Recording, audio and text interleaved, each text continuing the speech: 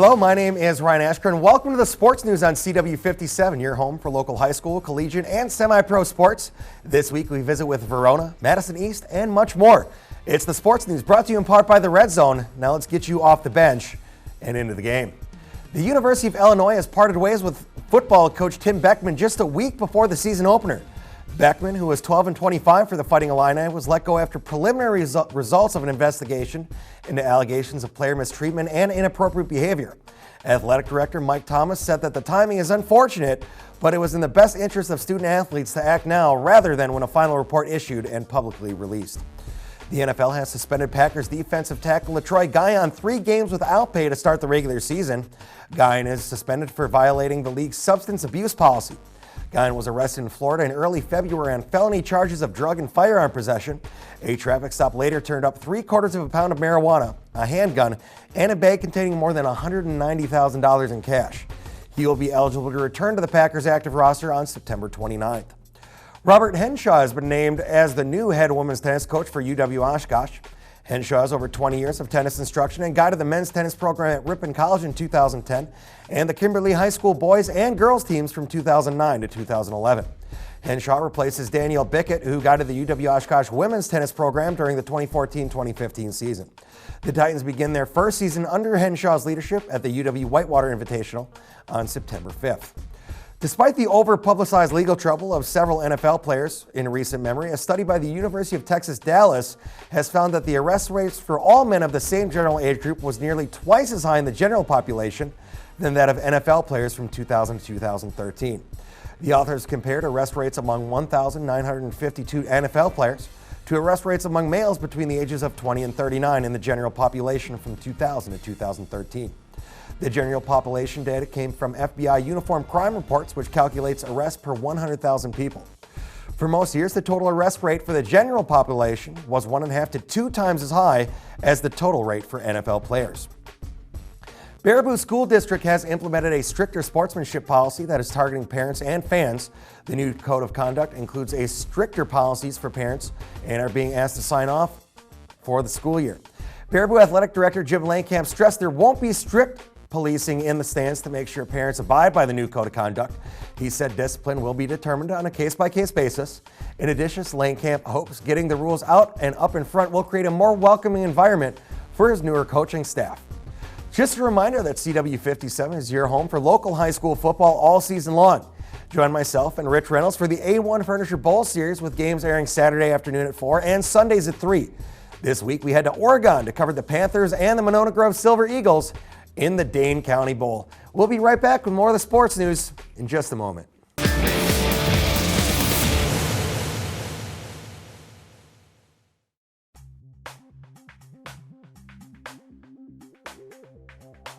Hello and welcome back to the Sports News. Right now we're joined by the Verona High School volleyball team, Victoria Brzak and Julie Touche. Ladies, thanks for joining us here today. Thanks for having us. So we have 9 returning players on the team, so an upper class group. How will that help the team out this season? It'll really help the team out because it brings a lot of leadership and character to the court, and it also allows us to have more bonding with the team. Okay. And we understand you guys just played a big tournament up in Burlington and faced some tough competition. What happened there and what did the team learn? Unfortunately, we lost a close one in the semis to Mugwanago, but we showed a lot of heart when we came back and beat Franklin in 2 sets to take home 3rd, so that was really nice to see. Not a bad start to the year now.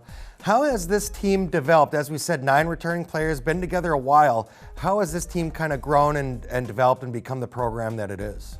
Well, like I said, we've really created a bond, and it's allowed us to reach out to the younger girls, and we've been able to develop throughout the program, and it has enhanced our ability elsewhere also. All right. Now, has the season started yet or just getting ready?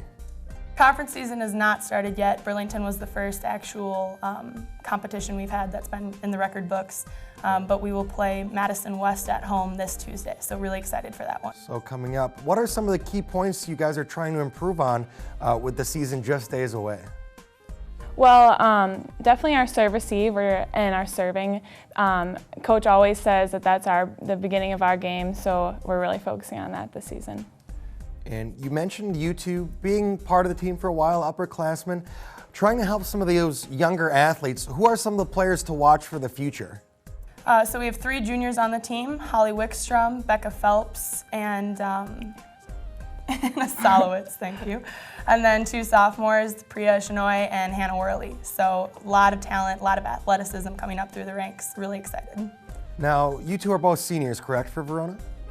Any plans playing volleyball after your high school season, going to school, or going to kind of try to go out on a high note here with Verona? I'm still in the recruiting process, but Tori is going to Indiana. Oh, wow, fantastic. So good luck to both of you on that, and we hope you have a very successful senior season at Verona High School. What's the upcoming schedule? Any big games on their way that fans might be able to come out and take part in? Yeah, so we play Middleton at home this year. That's always an exciting one. Sun Prairie as well. Really looking forward to that. And then as far as other tournaments, we always have a 2-day Oshkosh tournament, so that's a lot of fun and a lot of good opportunities for more team bonding, as we do have to stay overnight in a hotel. And I believe Julie is also really looking forward to the Arrowhead tournament as well. So. Very nice. Well, ladies, thank you so much for joining us here on the Sports News today. Thanks for having us.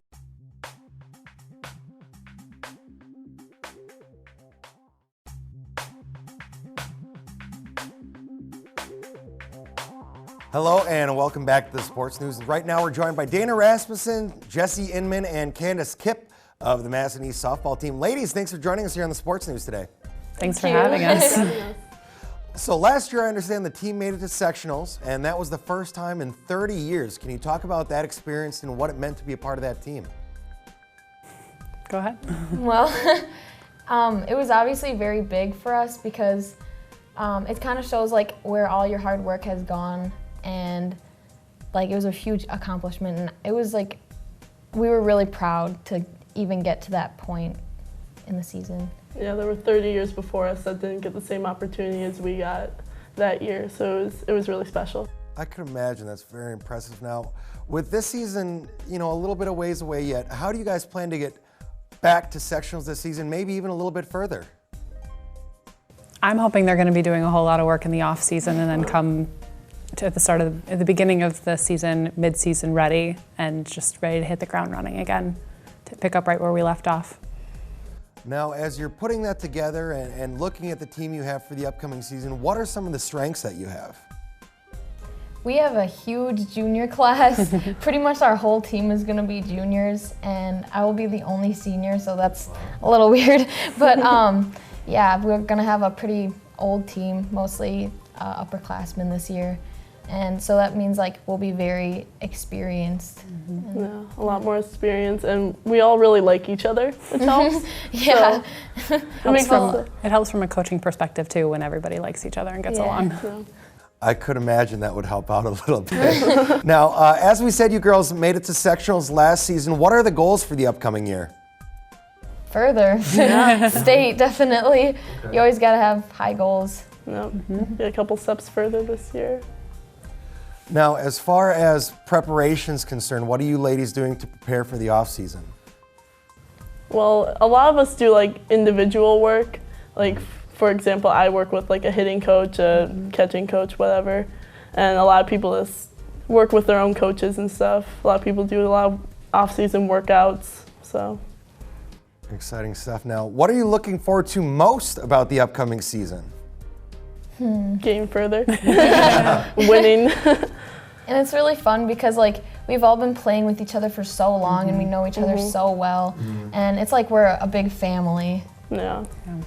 Well, we want to wish you girls the best of luck on the upcoming season. That is Dana Rasmussen, Jesse Inman, and Candace Kipp of the Madison East softball team. Ladies, thanks for joining us here today. Thank you. We'll be right back with more of the sports news in just a moment.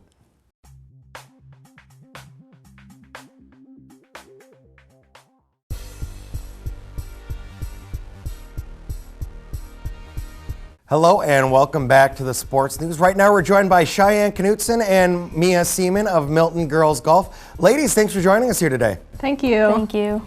So right now you guys were ranked first. You dropped down to second. How do you feel about your your team being ranked second right now? I feel like we are a really good team, and I feel like our ranking doesn't really affect how we play. We just have to play our best, and hopefully everything falls into place. Understandable, and get back to that level, obviously. Now, I'm a little confused now because I never played high school golf. I know golf is an individual sport. How do you make it into a team sport? How does that work? We really hang out a lot outside of practice. Like, we have team dinners, and we have a lot of sleepovers and bond together a lot. Very nice. Now, for the upcoming season, what are the goals, not only for the team, but also individually? Some of our team goals are to win the conference tournament and state. And as an individual, I'd just like to play well at conference and state and help my team win. What about you? What are some of your goals this season individually? I really want to play well for my team and, hopefully get a state title. That would be really fun. But I just want to be accurate and play well for my team. And that's the important part. Now, you say play well for your team. What are some of the emotions you have in playing against your teammates when you're out on the course? Well, sometimes we want to beat our teammates to play in different spots, but we all know that no matter what spot you play, you're still going to be helping this team, and you still need to have every stroke count no matter what. Makes a lot of sense. Now, are either one of you plan on playing golf after high school? Maybe some long-term goals for the game? Since I'm a senior, I'm looking at colleges right now, so that's exciting. So I hope to go to a four-year university to play all 4 years, and then hopefully maybe try to go for the LPGA, but I don't know, we'll see. We'll see. Good luck with that. Now, ladies, how has golf helped you beyond just the course? Well, it teaches you to be determined. We're supposed to be students before athletes. So with our schoolwork, we have to, get down and study. But with golf, we have to work hard, and, that's how life is, always working hard. Understandable. Well, thank you, ladies, so much for joining us here on the Sports News today. Thank you. Thank you.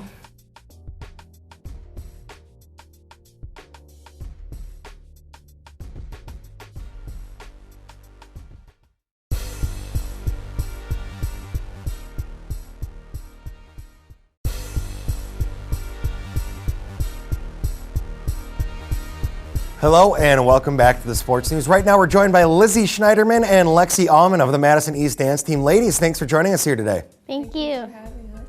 So we're underway with football season, a couple weeks in. What role do you ladies play during the football season? Our role is to go to the game and get the crowd excited and happy and ready to cheer on our football and basketball team. This year we were actually offered the opportunity to perform sidelines, which is exciting for us because we normally only perform at halftime. Now, with that and changes like that taking place where you get to perform on the sideline as opposed to just halftime, what are some of the other things you're excited for this upcoming season? We are most excited about getting more involved with the community through our fundraisers and events, and growing in the dance world by incorporating new styles and techniques into our performance, and creating really thick bonds with our teammates that will last a lifetime. That's fantastic. And you mentioned doing community events and fundraisers and things like that. How does the community help and support the dance team? Well, since we're a fairly new team at East still, it's really helpful to have community support because we don't have that much. We didn't start with a lot of money, so amongst all our supporters, especially the Madison East Boosters Club, we have gained a lot of money and experiences that we wouldn't have had otherwise. So it's really great to have that support, and it really helps us improve as a team. You mentioned that the community helps you out financially, and you've done fundraisers in the past, and are probably going to be doing some fundraisers again this upcoming season. What are some of those things that the community has done to help you with those fundraisers and get some more money for the team? Our community always shows up to our fundraisers, and they're always very successful. For example, we do lots of car washes, we do 1 or 2 dance clinics for the kids throughout the year, and we also do many bake sales. And we're also constantly brainstorming new ways to fundraise for our team. Understandable. So the fans can see you guys obviously at football, basketball games, and obviously some other events on and off throughout the year, correct? Yeah. Yep. Fantastic. Well, ladies, thanks for joining us here on the Sports News today. That is Lizzie Schneiderman and Lexi Allman of the Madison East dance team. Ladies, thanks for joining us. Thank Thank you. you.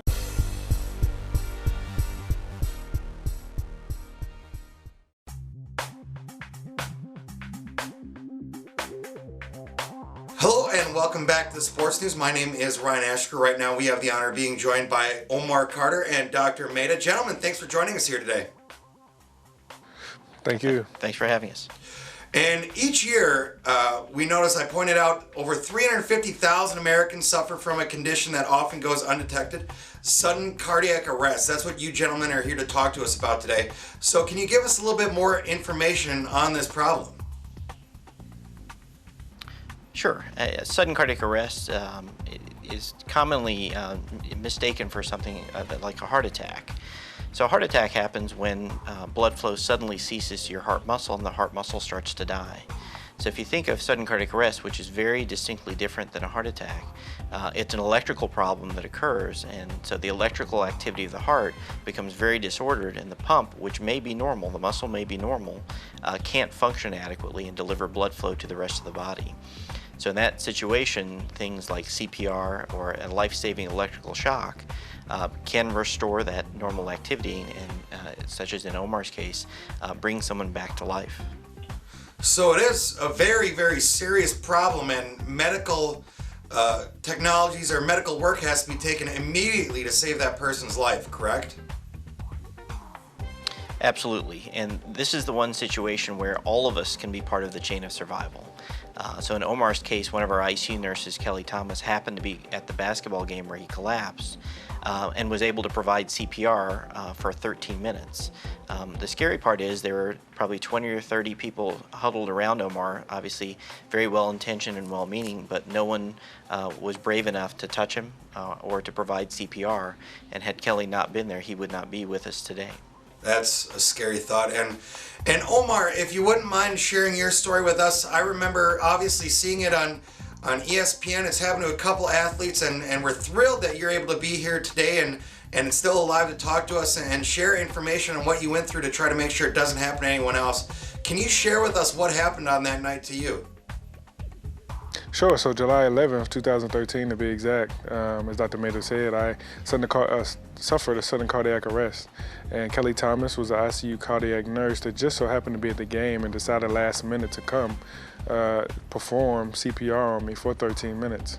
And it was then that the EMS team showed up fairly quickly where I was taken to the local hospital, and I was actually slipped into a coma and put into a medically induced coma to better my chances for 3 days. And it was then that I woke up. Didn't have to go through any extensive rehab, but instead I have implanted in me what's called a subcutaneous implantable defibrillator made by Boston Scientific. And what it does is it helps me lead a normal life, if you will. Other than me playing basketball, which I knew normally, I can still do my day-to-day activities, and that's exercising, walking and jogging a little bit, as well as dieting, make sure I eat the right things. And with that, I gotta ask, Omar, you were a top-level athlete, peak physical condition. We have a lot of young athletes and viewers that participate in high school and collegiate, even semi-pro sports here with the Sports News. Is this something you had any inclination that could happen to you? What was your reaction when you woke up and found out what actually happened to you? To be honest, I remember when I first woke up, I thought I was still on the basketball court. I'm trying to get up, like, what are all these leads and things in me? But, it's one of those things where, after the fact, once I found out what happened, what's the next step? It's trying to talk to other people about CPR and what they could possibly do if they had to save a life. So that's what I've dedicated my time to. And I've started my foundation to do that, the OC Foundation. And that's a fantastic foundation to get your info out there. Now, Dr. Maida, can you explain a little bit more about the device that Omar mentioned and how that's allowing him to live his life fully and how that, could potentially save his or someone else's life. Yeah, absolutely. So implantable defibrillators are designed to deliver that life-saving shock that he got after 13 minutes in a more time-efficient fashion. So for Omar, should this ever happen again, he does have that insurance policy and the ability to have that shock delivered in under a minute. The success rates from shocks delivered by implantable defibrillators are amazingly good, over 90+% successful. And it gives him the peace of mind to know that he can live a normal life, and that includes lifespan. But I think to Omar's point, one of the critical pieces with regards to the treatment is really being part of the chain of survival. So CPR is by and large the single biggest thing that saved his life. Now, is there a way that everyday athletes, high school parents, collegiate parents can prevent this from happening to their student athletes? Is this a preventable disorder? And where can our viewers learn more about this condition? Absolutely. Look in your local community for potential screening programs that oftentimes exist. Be an active participant in your healthcare, knowing whether you have high blood pressure, diabetes. If you smoke, stop. Knowing your family history. And then there are several websites that you can engage. The local American Red Cross for CPR certification. If you want to know more about Omar's type of device, there's a website called sicd.com. And Omar started a foundation to help give back called the OC Foundation. His website is ocfoundationinc.org, where you can find a lot of information about hands-only CPR, or compression-only CPR, I should say, and what you can do to make an impact in your own community. Understandable. Well, we are just about out of time here on the Sports News. Dr. Maida, thank you so much for joining us here today. Thank you for having us. Thank you. Omar, we really appreciate it. Want to wish you obviously the best of luck and congratulate you with the new foundation, getting your word out there. That is Omar Carter and Dr. Maida. We'll be right back with more of the Sports News in just a moment.